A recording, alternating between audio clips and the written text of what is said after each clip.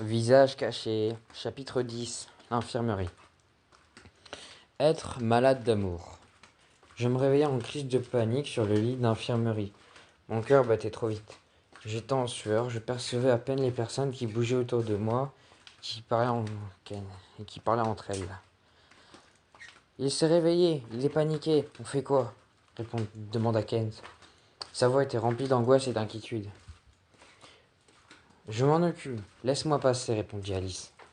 Je sentis un produit glisser par les tuyaux puis s'étendre dans tout mon corps. Je réalisais que j'avais une perfusion. Voilà, ça devrait t'aider à te détendre, répondit Alice. Merci, Alice. Quito, tu m'entends demanda Kate. Oui, j'ai peur, Kate. Je suis là, ne t'inquiète pas. Je reste près de toi. On me serra la main et je sentais mon angoisse diminuer. Je reste près de toi, promis.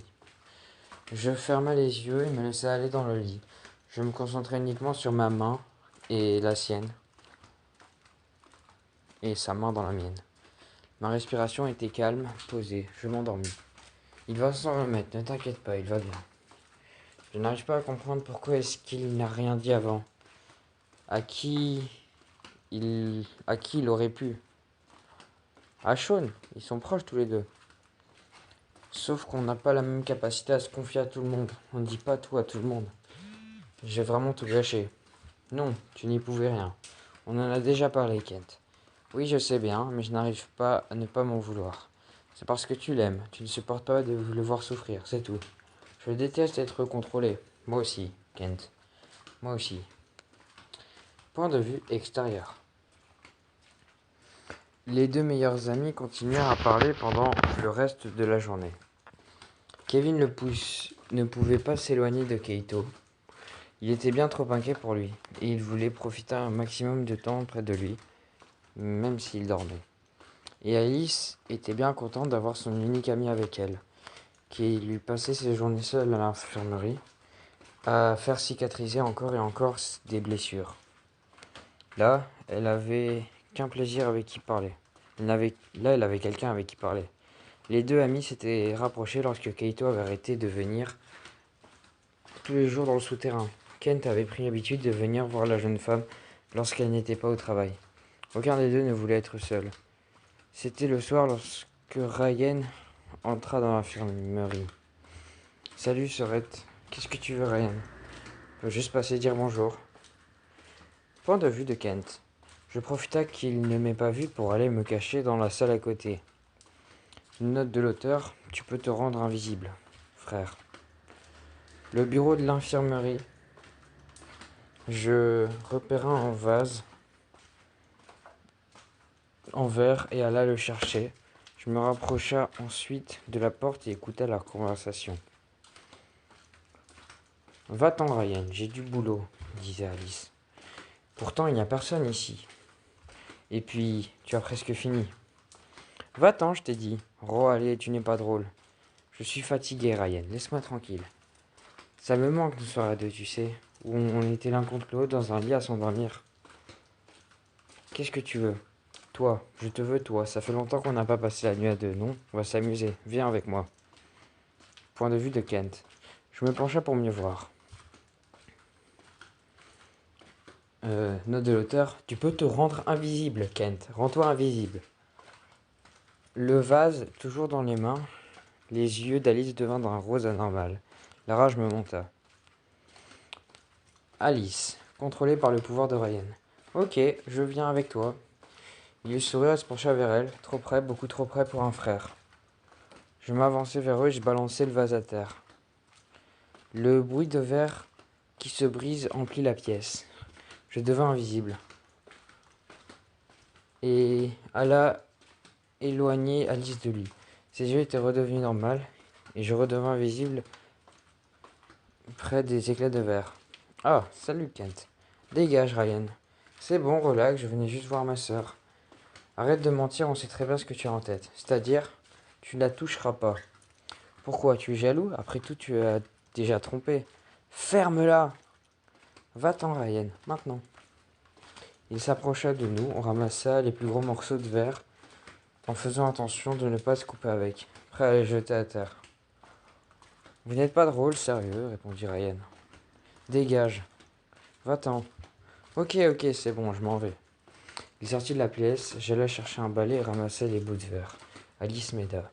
Désolé pour le vase, j'ai pas réfléchi. Il sert à ça, ne t'inquiète pas, merci de m'avoir aidé. C'est normal, voyons, je n'allais pas te laisser avec lui contre ton gré. Oui, mais merci quand même. Mais de rien, princesse. On finit de tout nettoyer, j'allais ranger le balai dans l'armoire. En revenant, Alice terminait son travail dans l'ordinateur. Elle finit puis mit l'appareil en verre. Dis, Kent, je me demandais un truc. Oui? Pourquoi tu ne dis pas à Keito que Sean est ton frère?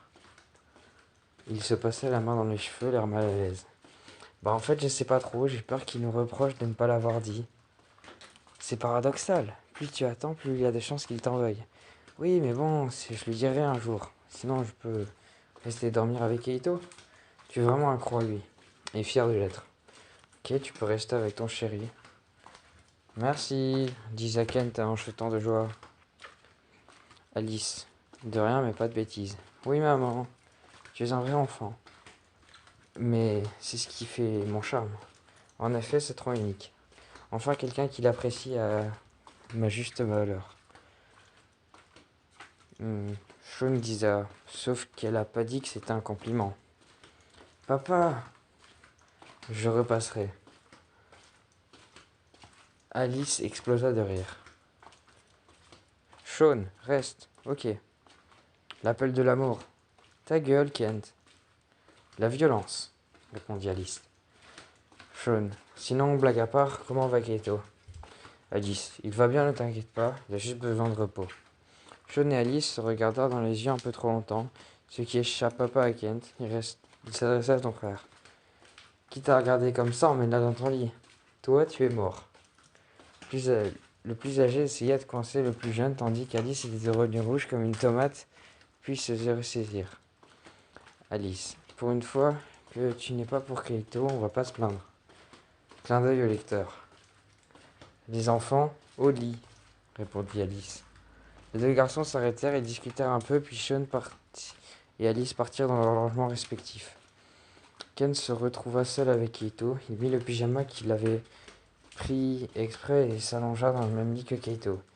Il le prit dans ses bras et l'embrassa tendrement. Son odeur l'enivrait. Il le regarda dormir totalement accro à lui. Il pouvait sentir son souffle contre son cou. Il ferma les yeux, comblé. Il se sentait bien contre lui, qu'il aimait, contre celui qu'il aimait depuis toujours.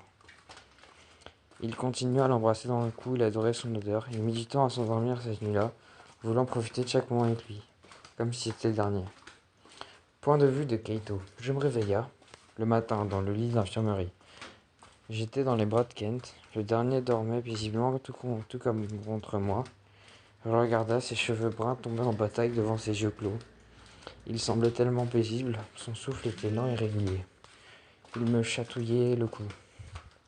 Je me doutais qu'il était resté déjà à me regarder dormir hier soir. Je souris malgré moi et caressa sa joue. La porte de l'infirmerie s'ouvrit sur Alice, un plateau à la main. Bonjour, Keito. Comment vas-tu? Bonjour, Alice. Je vais bien. Et toi? Ça va, ça va. Je vous ai apporté le petit déjeuner. Ah, merci, c'est gentil. De rien. Elle posa le plateau sur la table à côté du lit. Je commençai à manger. Ken se réveilla à ce moment-là. Lui et la nourriture, ça me surprendra toujours. Salut mon petit cœur. Salut Kent. Il se regressa et m'embrassa le cou. Comment tu vas mon amour? Je vais bien, ne t'inquiète pas. Tu en es sûr? Mais oui, allez viens manger, je suis sûr que tu as faim. Qui? Moi? Toujours. Il attrapa des céréales et commença à manger. Il finit notre repas et partit à la douche. Kent nous a rapporté des vêtements pour tous les deux. Une fois habillé, je me dus m'asseoir sur le lit et remonter sur ma manche pendant que Kent était encore sous la douche. Je vais simplement faire une analyse de sang, d'accord? Attends, comment tu vas prélever du sang? Bah, par une piqûre, comment tu veux que je fasse autrement? Je retira mon bras, paniqué. J'aperçus la seringue. On n'est pas obligé, je vais bien, ce n'est pas la peine. Mais, Keito, c'est juste une analyse de sang. Je ne veux pas, s'il te plaît, je vais bien. Mais enfin, Keito, donne-moi ton bras. Je me leva d'un coup et mis un bouclier électrique. Je sentais néanmoins la fatigue de l'utilisation de mon pouvoir, signe que j'avais encore besoin de repos. Je commençais à avoir la tête qui tourne et à voir tout flou. Mais qu'est-ce qui m'arrivait? Kent, qui venait de s'habiller, arriva vers nous. Son regard passa de moi à Alice, ne comprenant visiblement pas la situation. Qu'est-ce qui se passe? Elle ne me touchera pas, c'est hors de question. Keito, calme-toi, il ne se fera pas de mal, n'aie pas peur. Je ne comprends pas pourquoi il réagit comme ça. Keito, qu'est-ce qu'il y a? Elle voulait me faire une piqûre. C'est juste pour une analyse. Tu m'as dit qu'il ne se nourrissait pas assez. Je veux juste analyser son sang pour vérifier que tout va bien. Ce n'est pas l'analyse qui me fait peur, c'est la seringue. Il a toujours eu peur des seringues. J'aurais dû te le dire. Oh, pardon, je ne savais pas. Tu peux le calmer? Keito, on va s'asseoir à deux sur le lit, d'accord? Instinctivement, je diminuai le champ de force autour de moi. Kent s'approcha de moi et me prit dans les bras. Il m'emmena vers le lit et on s'assit tous les deux dessus. Je me blottis tout de suite contre lui. Je tremblais de peur. J'avais les larmes aux yeux. Ken se mit sur mes genoux, mon dos contre son torse musclé. Il me maintenait contre lui d'une main et tenait mon bras de l'autre. Il mit mon bras sur le sien, comme un père apprenant quelque chose à son fils. Et le tendit vers Alice qui commençait à me piquer. J'essayais de retirer mon bras sous le coup de la douleur, mais Kent avait plus de force que moi. Il m'embrassa sur le front, puis me parla pour détourner mon attention. Une fois la piqûre finie, je me blottis encore contre lui. Sa chaleur me réconfortait, je me sentais en sécurité dans ses bras. Je voulais le remercier, alors je chuchota un je t'aime. Fin du chapitre.